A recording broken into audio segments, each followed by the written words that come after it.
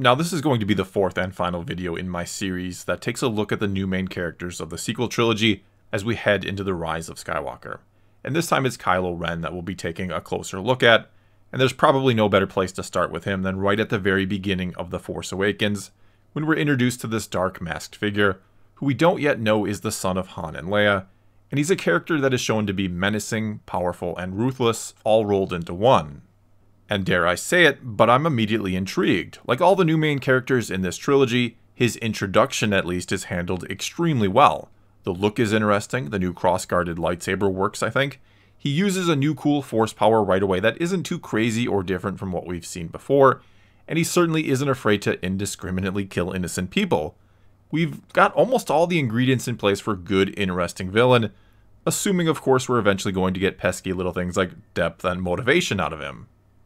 Anyway, in the next scene that he's in, we see him torturing and ripping information from the mind of one of our new heroes, that being Poe Dameron, and it's still so far so good with Kylo Ren. We're certainly starting to get the sense that he desperately wants to get his hands on this map to Luke Skywalker for, well, some reason. General Hux even tells him at one point to be careful that his personal interest doesn't interfere with the orders of Supreme Leader Snoke, because Snoke seems fine with the map just being destroyed, whereas Kylo Ren really wants to get his hands on it to actually find Luke Skywalker, we'd assume. And he probably wants to confront and kill him when he does, though the movie never actually makes that entirely clear. Nor, before it's all said and done, will we even believe Kylo could defeat and kill Luke Skywalker at all should he have actually found him, considering he'll get bested by an untrained Rey at the end of this movie. Unless Kylo's plan against Luke was to maybe get help from the Knights of Ren, or he's banking on Luke not actually fighting back and being able to eventually kill him. Who really knows what Kylo was thinking? So all I do know is that I don't know what's the deal between Luke and Kylo Ren in this movie, why he wants so badly to find him, and you might say that we'll learn more about that in The Last Jedi, and I will get to that. But I'd argue the primary focus or the key to this whole trilogy working was actually a pretty simple one that should have been established early in this first movie, and that was to create some type of, you could call it a triangle, between Kylo Ren, Rey, and Luke Skywalker. Now, what do I mean by that? Well, perhaps the best way to explain it is to actually envision a somewhat different ending to The Force Awakens. One where, yes, Rey still ends up confronting Kylo Ren in the forest on Starkiller Base, but where she is no match for him whatsoever, where it's clear Kylo is going easy on her merely to frustrate her enough to turn her to the dark side and to get her to join him, and just when Kylo is tired of playing games with her and we think he's about to kill her, Luke shows up. But he doesn't just easily chase off Kylo Ren and save the day. Kylo is actually a match for him. And I know some of you might scoff at the idea of Kylo Ren being a match for Luke Skywalker, but let's not forget that Kylo is 29 years old in The Force Awakens. He's not only in the prime of his life, but that's roughly 7 years older than Anakin was in Revenge of the Sith, when he was arguably one of the most powerful Jedi already, even though his training had begun late, when he was 9 years old as a matter of fact. And so for a moment here, just imagine how powerful Anakin would have been, or should I say Darth Vader would have been, if he doesn't get chopped up by Kenobi and burnt to a crisp. Imagine what he'd be like after 7 more years of training under Palpatine. In other words, imagine how powerful a 29-year-old Darth Vader would be free of his suit. So let's now say that Ben Solo also started his training around the age of 9 or 10 perhaps, and we know he got a late start because it wasn't until Han and Leia saw darkness in him that they shipped him off to be trained by Luke. And so then maybe Ben got a decade or so of Jedi training from Luke, and then perhaps another half dozen years or so of training under Snoke in the ways of the dark side. And keeping in mind that Ben Solo is a Skywalker, just how powerful could, or maybe should, Kylo Ren actually be in The Force Awakens? Likely enough to, at the very least, hold his own against Luke if he really and truly does hate him and is fueled by rage in an encounter against him. So anyway, now imagine if The Force Awakens ends with Luke Skywalker showing up to save Rey, and we're all expecting Luke to make quick work of Kylo Ren, maybe not kill him mind you, but chase him off in a manner of speaking. But that doesn't happen. Instead, Luke struggles against him, and sure, you can show Luke being maybe a bit reluctant to fight his nephew, but it's still an actual fight that Kylo Ren, who we can tell just hates Luke for some reason, is doing quite well in.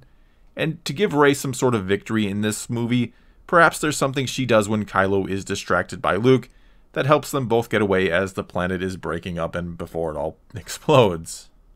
And with an ending like that, you've done several things. First and foremost, you've established Kylo Ren as a real threat. Not to mention, it makes us wonder just how powerful is Snoke if Kylo is that damn strong.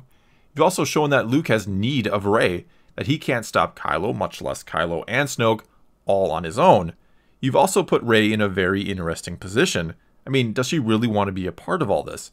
Sure, maybe she wants vengeance on Kylo Ren for killing Han, but that then is part of the problem for Luke, because he wants to train Rey to be an actual Jedi, of course, but Rey only wants to be trained to kill Kylo Ren, who she sees as nothing but a monster.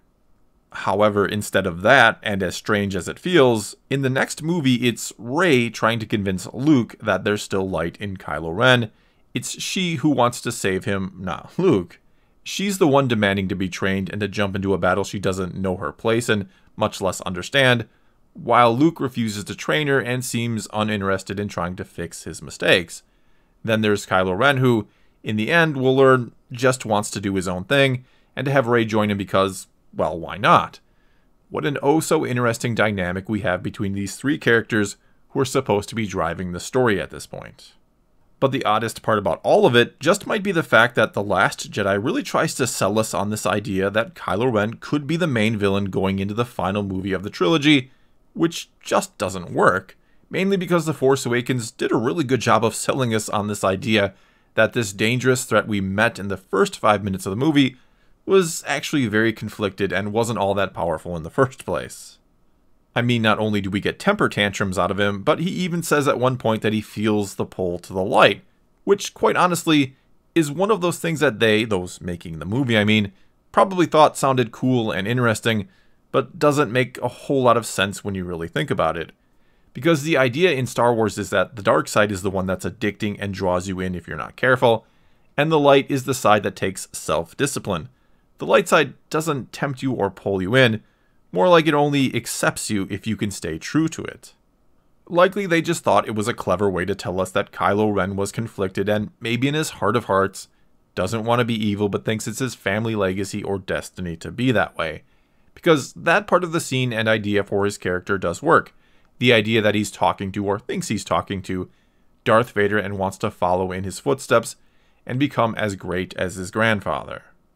Or maybe he thinks he's literally finishing something that his grandfather begun, which would be interesting. It'd be interesting if in this first movie, Kylo Ren was shown to just have 100% conviction in some sort of plan that was started by Vader that we had never even known about. That Vader had his own long-term game plan in place the whole time, separate from Palpatine, and it involved turning Luke to the dark side. Hell, that's not a stretch at all considering that's how Sith work in general. And we already saw how badly Vader wanted Luke to join him in The Empire Strikes Back. So why not, in The Force Awakens, have Kylo Ren completely committed to the dark side and this secret plan of Vader's we'd learn something, maybe some small hint about. And the cracks in his resolve only start to emerge later.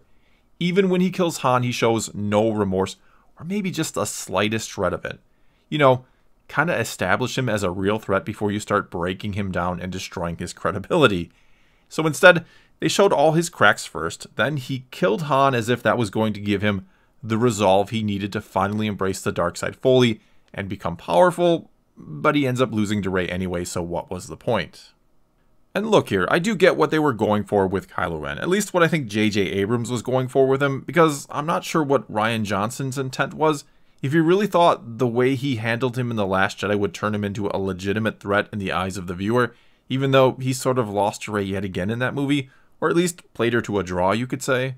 Anyway, I think the idea Abrams had was to keep him conflicted throughout the whole trilogy, and then in the very end, everything comes down to some sort of final decision he makes about who he wants to be and what side he embraces. Does he side with Snoke, or does he side with Rey against him? And yes, yet again, I want to say that I don't think bringing Palpatine back was the original plan. I think Snoke was meant to be the endgame until Rian Johnson killed him. And I don't think that was a bad idea for the character, to keep him conflicted and where we, the audience, never really know which side he's ultimately going to choose, especially if they surprise us and he picks the dark side in the end. I mean, if we just step back and think about what someone in his position might have gone through in his life and what he might want, well, it's got to be hard trying to make a name for yourself when your grandfather was Darth Vader and or Anakin Skywalker, your parents are Han Solo and Princess Leia, and your uncle is Luke Skywalker. So keeping that in mind, I could certainly understand him feeling like he exists in a giant shadow and wanting to somehow burn brighter than all of them, and wanting to burn down the galaxy to do it. Throw in the idea that Snoke has been turning him against his family the whole time, whispering in his ear since he was a child, and I could certainly buy the story of someone who maybe doesn't hate his family or doesn't want to hate them, but hates how hard they've made his life, and in the end, he stays evil and dies the villain, unlike his grandfather Darth Vader, who did become Anakin again and came back to the light and saved the day. Now, do I think that's actually how his story will end in The Rise of Skywalker? No, certainly not. As I've been saying all along, Kylo Ren comes back to the light, likely to save Rey, and dies in the process. I don't think there's any chance he lives and that this trilogy and the whole saga ends with a living Skywalker. They will, in one respect, slam the door shut on the possibility of another trilogy in the Skywalker saga ever happening, yet at the same time they'll leave it open a tiny crack by doing something else I predicted a long while back before even The Last Jedi came out, that Rey will take on the name Skywalker, even though she won't actually be one. Well, that's all I've got for you this time. Now it's your turn to tell me what you've thought of the character of Kylo Ren thus far, and how do you think his story ends? Will he live or die in this final movie? Whatever you think, leave a comment below and let's talk some Star Wars. And until next time, thanks for watching.